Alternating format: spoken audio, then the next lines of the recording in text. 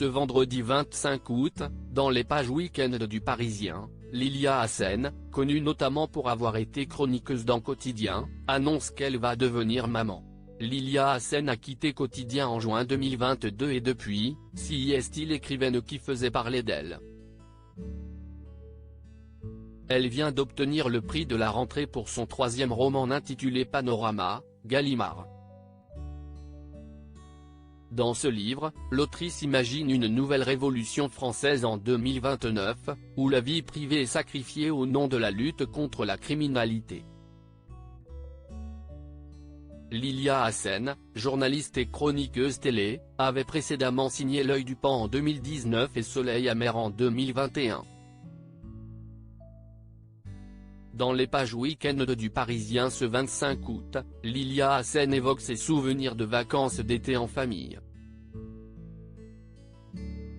Ou plutôt sans point Lilia Hassen n'est pas fan des vacances en famille. La seule chose que je ne veux absolument pas voir durant la période estivale, est ma famille. La famille a ses horaires, elle déjeune quand elle a faim, elle pense que vous avez faim aussi alors elle vous demande gentiment si vous voulez déjeuner.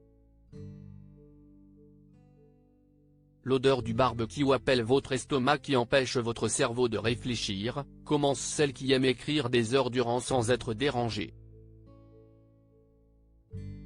Elle poursuit, l'année de mes 26 ans je me suis même offert un séjour en thalassothérapie où j'intriguais nombre de personnes âgées par ma simple présence. J'étais seul dans un lieu bien trop calme et je m'enfermais dans ma chambre toute la journée, raconte la journaliste. Lilia Hassen attend son premier enfant. Mais Lilia Hassen vit ses derniers moments de parfaite quiétude. En effet, l'ex-chroniqueuse de Yann Barthès annonce un heureux événement. Je vis à présent mon dernier été d'insouciance, mon dernier été égoïste. L'an dernier, j'ai rencontré l'amour. L'été prochain, je serai maman.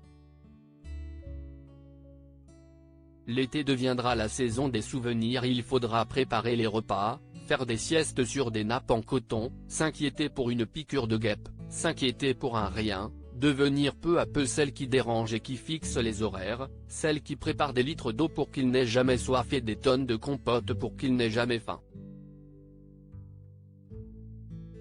Celle qui devra voler du temps pour écrire et qui finira donc, inévitable, devant un mur blanc parce que derrière la baie vitrée, un enfant court, il veut grimper à l'arbre, et vous avez peur pour lui, conclut Lilia Hassen.